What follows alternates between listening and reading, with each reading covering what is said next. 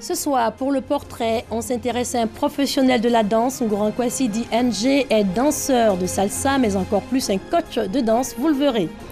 Dans cette édition également, des images de la pose de la première pierre du débarcadère et du marché central de Sassandra. Et puis 3 jours après la mort de Johnny Hallyday, c'est un véritable hommage populaire qu'a rendu ce samedi la France à l'icône de la musique française. Bonsoir à tous et bienvenue dans cette édition. Le portrait du samedi, c'est désormais un rituel. Il nous conduit dans le domaine de la danse avec Ngouran Kwasi. L'homme est un professionnel de la danse. En 1986, NG pour les amis participe à Variétoscope, une émission de la RTI. Après un stage en Russie, il enchaîne spectacles et cours de danse. On le surprend un samedi lors d'un flash mob. NG, de la passion à l'expertise. Son portrait pour vous dresser par doigt des lasers. Ngouran Kwasi, connu sous le nom de NG, est informateur dans le domaine de la musique salsa. Dans le hall de ce supermarché, le ton est donné pour un flash mob sur la musique salsa.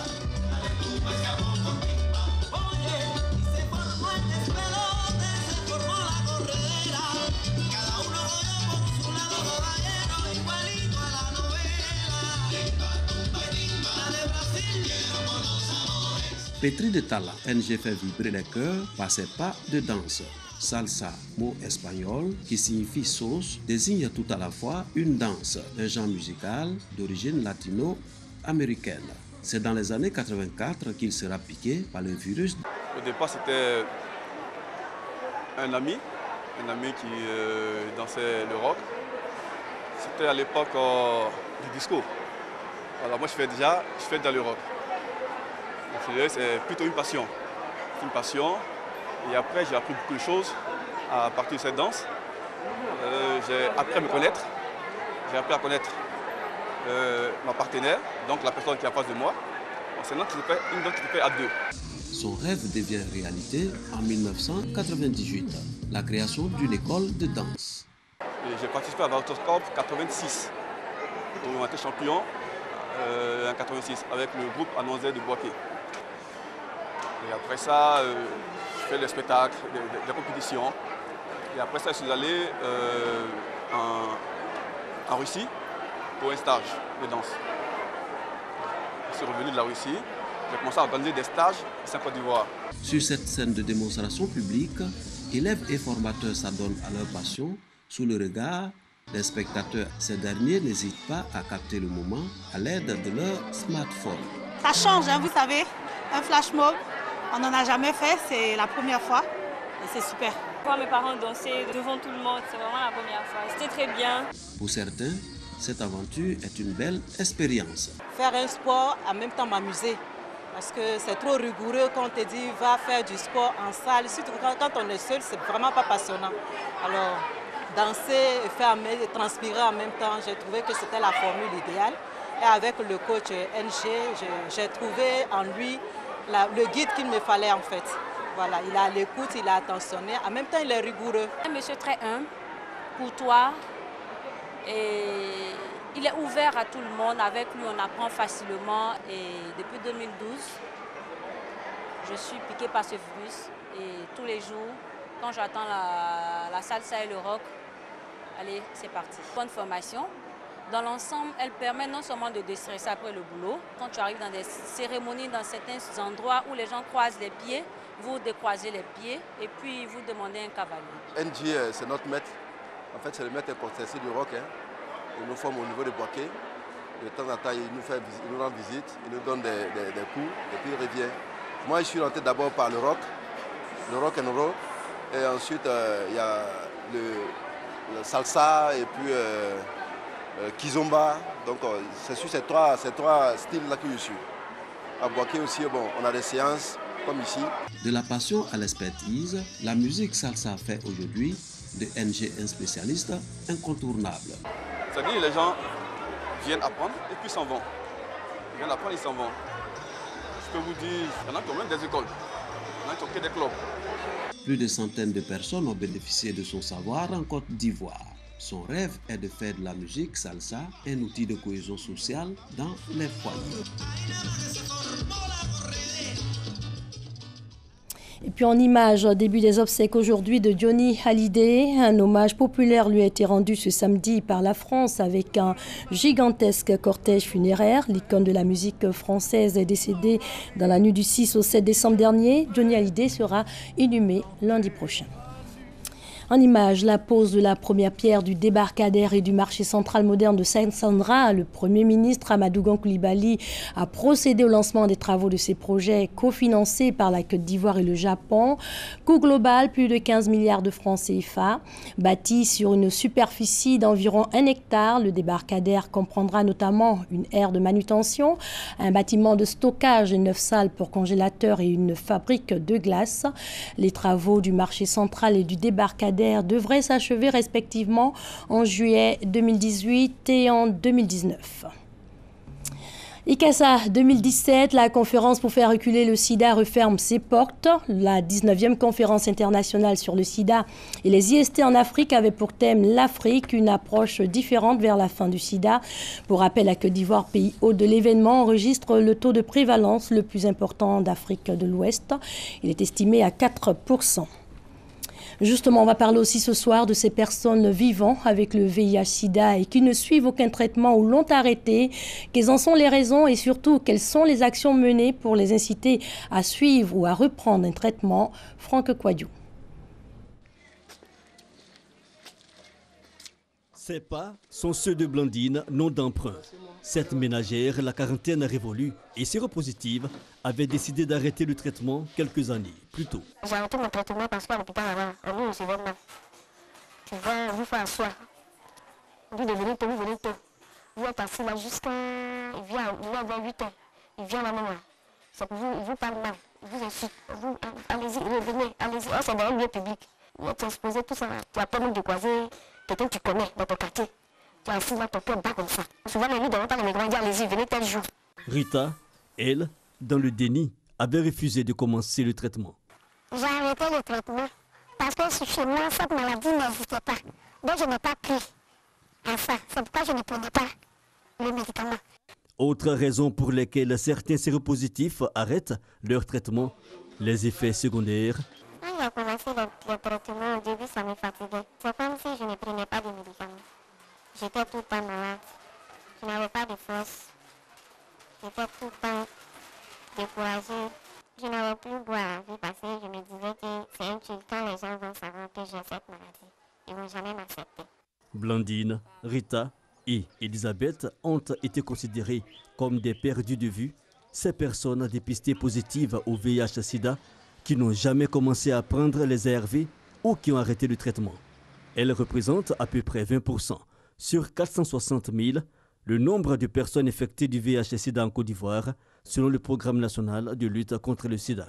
Chez nous en Côte d'Ivoire, on définit les perdus de vue pour une période de 3-6 mois. Quand les personnes ne viennent pas chercher leur traitement, on se dit que c'est des personnes qui sont perdues de vue. Quand vous commencez le traitement et qu'à un moment donné, vous abandonnez le traitement, vous vous mettez dans une situation de rechute et de survenue des affections opportunistes. Et également dans une situation de développement de résistance. Je crois que le danger, c'est d'abord pour eux-mêmes. Parce que le traitement antirétroviral, on ne cessera jamais de le dire, c'est la seule façon de maintenir les personnes infectées par le VIH en vie et le plus longtemps possible. Une situation préoccupante d'autant qu'elle est un facteur de propagation de l'infection. Le ministère de la Santé et de l'Hygiène publique, à travers le programme national de lutte contre le sida, initie un ensemble d'actions dans ce sens. La première action consiste à les appeler parce que quand vous commencez le traitement, il y a un ensemble d'informations qu'on collecte, comme par exemple par quel contact on peut vous joindre. La deuxième chose, quand ces personnes, au moment de commencer le traitement, acceptent à un moment donné qu'on vienne les voir chez eux à la maison, on envoie les agents communautaires qui vont à la maison pour voir s'ils peuvent retrouver ces personnes. Et quand ils retrouvent ces personnes, on les ramène dans les soins. Ensuite, les autres actions, ça consiste vraiment à tout mettre en œuvre pour les retrouver.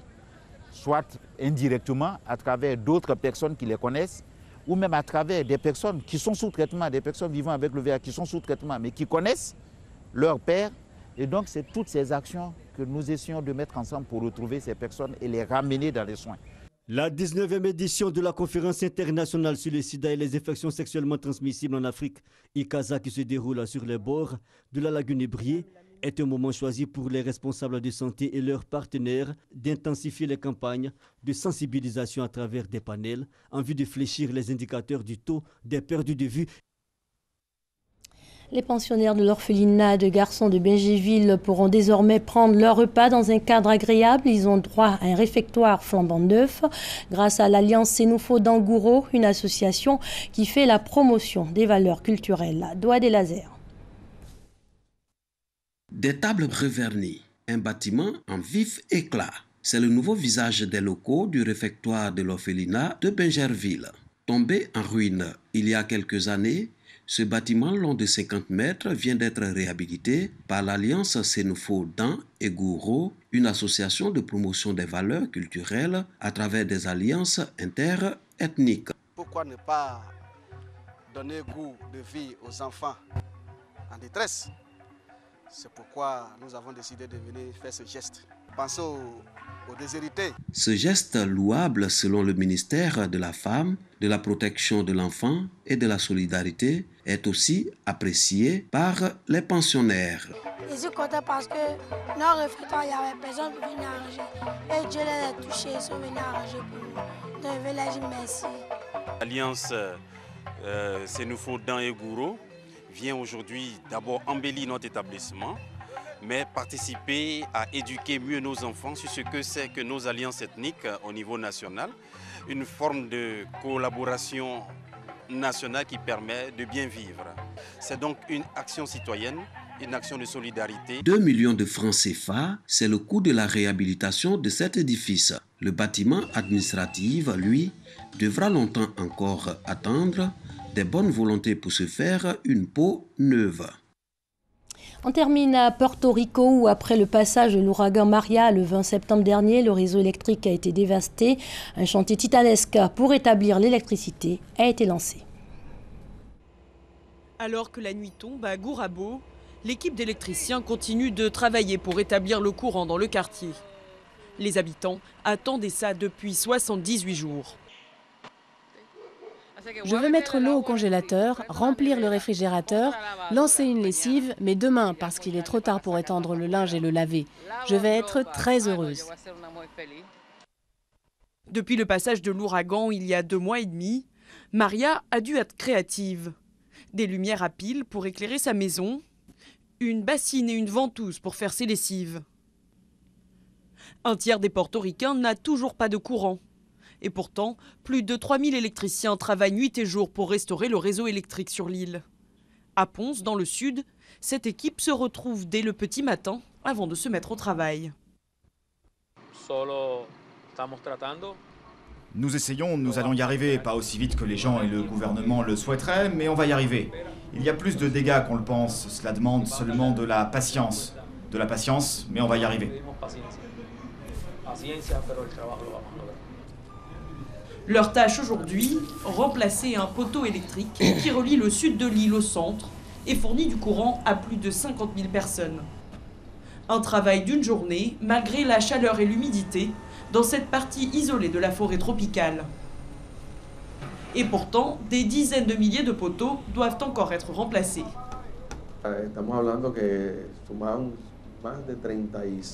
On estime qu'il y a plus de 36 tours qui sont tombées, mais elles ne sont pas seulement tombées et ça les a déformées et cassées. Cela montre que ce qui s'est passé à Porto Rico était sans précédent pour notre génération. Cela a causé tellement de dégâts à nos infrastructures. Et je pense qu'aucun système électrique au monde n'aurait pu résister à quelque chose comme ça.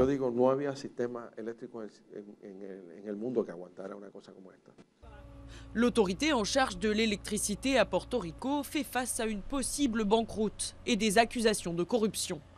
Mais sur le terrain, les travailleurs ont un problème plus pressant, des pénuries de matériel et d'équipements pour terminer le travail. Fin de cette édition, bonne suite de programmes sur les antennes de l'RTI, la marque du service public.